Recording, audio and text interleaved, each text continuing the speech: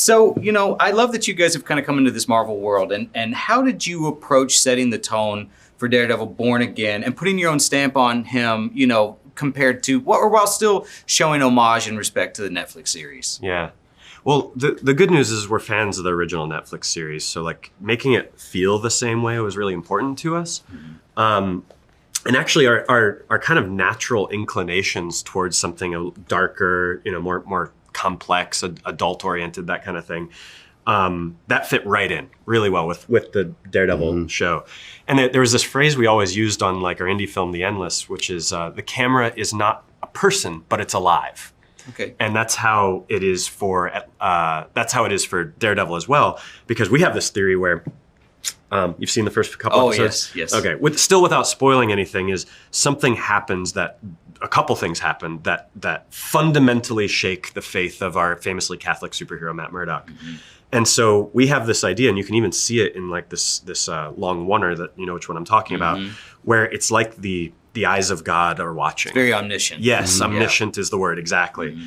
And so that doesn't quite go away. And as this person's dealing with this his place in the universe and his crisis of faith and all of that, our camera still has this like slightly dispassionate alternative viewpoint, Mm-hmm. Yeah. I love that.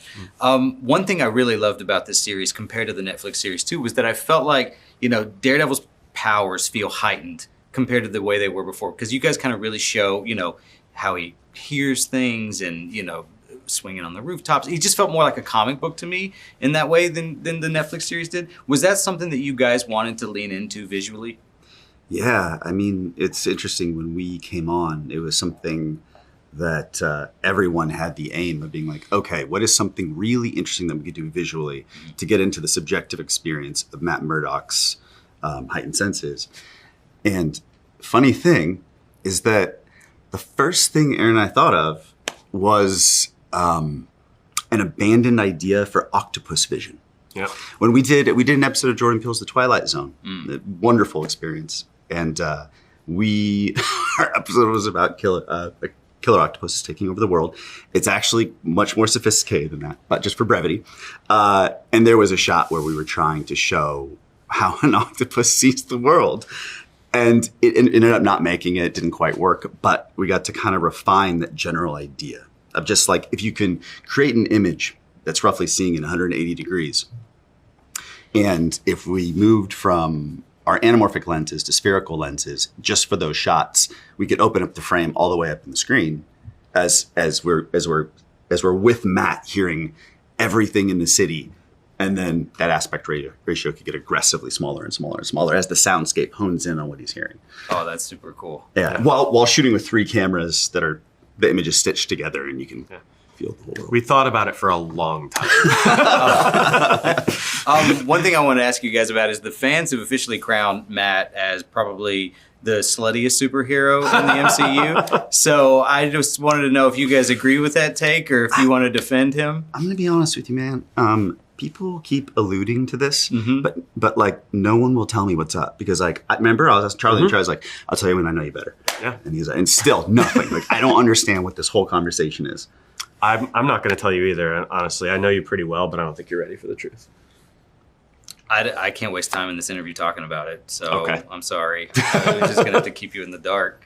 The one thing I wanted to ask you guys about also was that, you've got to play in 2 very different playgrounds of the MCU now with Moon Knight and also Daredevil. And so, which scenario, whether it's the supernatural horror of Moon Knight or the gritty street level kind of crime stuff with Daredevil, challenged you more as filmmakers? Yeah, and actually, we also did season 2 of Loki, and that kind of put us in this other weird place. Yeah. And I think, interestingly enough, I think our instincts are like natural indie film instincts that are very often like two-handers that exist kind of in our real world, and with like slightly supernatural things happening outside of it, but the stakes are really about like the 2 people. Yep. That really lined up easily for us with Daredevil, which is like Matt and Fisk. There it is. And the stakes are sky high, but they're within yourself. And whereas something probably more like Loki and Moon Knight, I actually think I'll combine them in there, where the stakes are sky high, but they're supernatural stakes, right? They're amazing and fun, but they are made up, right? They're the loom, the temporal loom is not a real thing. Yeah. And so for that, we had to work a little bit harder to make sure that you feel it in the same way. And I think we succeeded pretty well. Super proud of that. But I think like we just kind of take to Matt and Fisk really naturally. You know, we just we just see ourselves in their awful darkness, and it's very easy for us. I mean, I love the diner scene I don't want to spoil anything, but just seeing those characters sit down, I mean, it's very like Joker, Batman-esque, you know, when you see like the arch enemies. It's so cool when we finally get to see that sort of shot, you know what I mean? That conversation. Man, thanks for saying that. You know what's so interesting about that scene is probably the scene that myself and Aaron and Dario and Charlie and Vincent all collaborated on the most, workshopped the most, had the most discussions about, got in rooms and just really threw out ideas and Dario took all of that and synthesized it into something beautiful. But the magic of it is that no one wanted to touch a frame of that scene from like almost the first edit. Yeah. And and for a show where you're just gonna sit down with two people for however long that is, you would expect someone to be like, this is slow. I'm bored. Yeah. But it's like there's so much chemistry, there's so much history between these guys. Dario's dialogue is so well written, those guys perform it so well that it's just electric the whole way through. It's like it's kind of, never mind. I'm not going to make now I have to say it. But it's like if, when you're watching the opening diner scene in Pulp Fiction, imagine if someone's like, too much talking, cut all that out. And it's like, that's sacrilege. Heat, right? Yeah. Heat Heat is really Heat's the direct inspiration. Oh, wow. Oh, that's cool. I didn't know that. That's awesome. I should have pinpointed that. But every actor loves Heat. Like it's every actor loves that scene in Heat. You can't even talk to Tom Hiddleston about it, you know. Based on these two episodes, if it continues to go this direction, I think I like it better than the Netflix series. Whoa! Yeah, I know. That's bold. Oh, man. Okay. I know. I'm nervous. I just got like a funny feeling. But so what I love about it, though, is that I feel like this leans more into Daredevil feeling like a comic book superhero.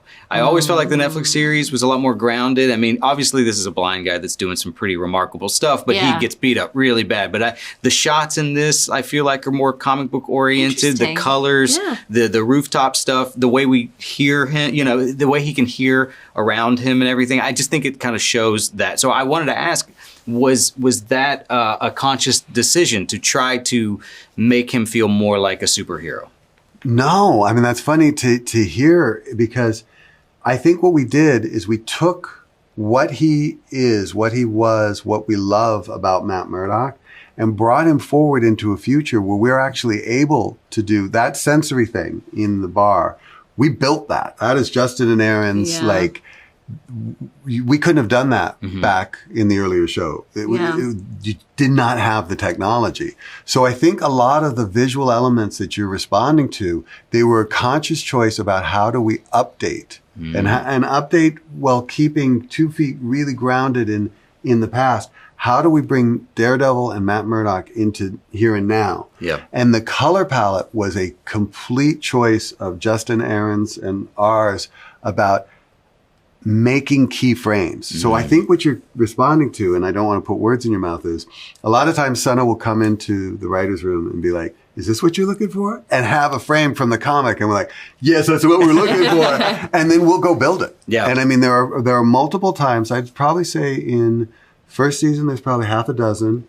And probably in second season, there'll be half a dozen to 10, where we're giving you a frame from a Daredevil comic. That's so cool. Next question. When are we going to get to see them double Ds?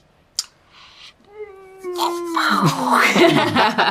never know. You never know. The future is unwritten. Well, the trailer does tease a lot of Daredevil suits, so I was curious, what's one Daredevil costume from the comics we haven't seen yet that you each would love to see on screen? You have to take that one. Okay, the Back in Black. The Ron Gurney, Charles Soule, Back in Black. I love it. Okay. Yep. All right. You don't have one?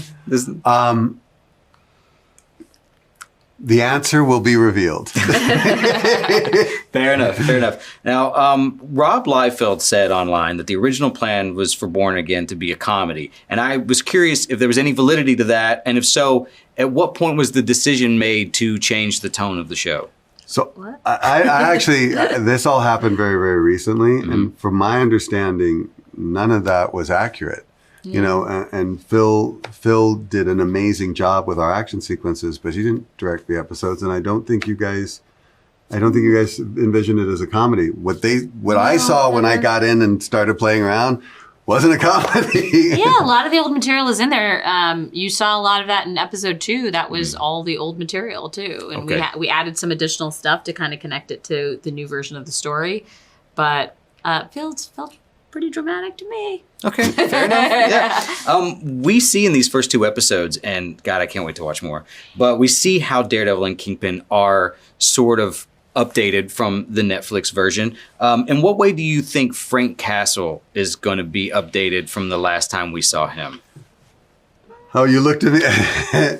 Well, now Frank is a special kind of guy, isn't he? So you know from the trailer Frank comes back, and Frank has been gone since he kind of walked off into the sunset at the end of Punisher season 2. Frank has come back for a very particular reason, and Frank has been brought back by a very particular person. So the best answer to your question is why he returns and what he returns for is a kind of hallmark of his evolution. I love that. I can't wait.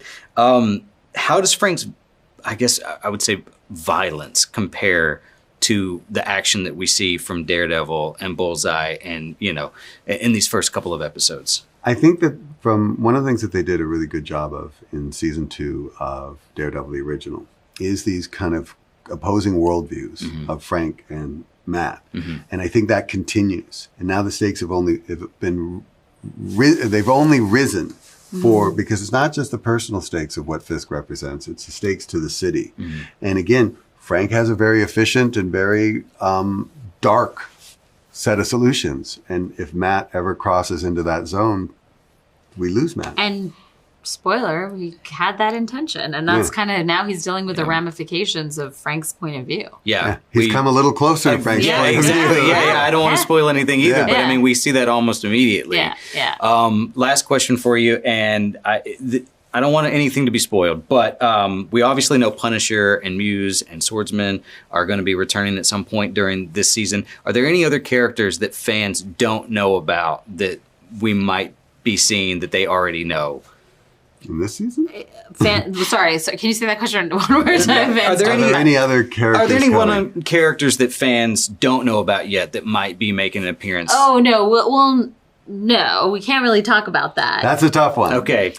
Yes. But can I say actually one thing just about a character that we do know about, which is White Tiger. It's the first time we're seeing White Tiger on screen. I'm very, very excited about it. And Camar de los Reyes, who we lost, unfortunately, after filming ended, was just an incredible force. And we really hope that people are going to love him and love what he brought to it. And he is a really important reflection of even Matt's personal journey, that character. So it was very emotional for us, but I do think people are going to be captivated. So if that's anyone to focus on Hector Ayala. I will say, the second episode, fantastic. He's so good. Yeah. So good. So you're absolutely right. Thank you guys so much for your time. Thank you. I'm glad you dug it. Like, I did. I loved it. Can't wait. Just you wait. So what would you say is the biggest change from the original plan for Born Again compared to what we eventually got? There's some really good material that came out of the original version of Born Again. But when we watched it during the strike, we realized we needed to push it a lot further. I was a fan of the original show. I was a film producer at the time, and I would, come home after a long day of shooting on set and watch that series for fun. So to me, when I watched the series back, I realized that we needed to push the envelope a little bit further, both from an action standpoint and from a dramatic standpoint.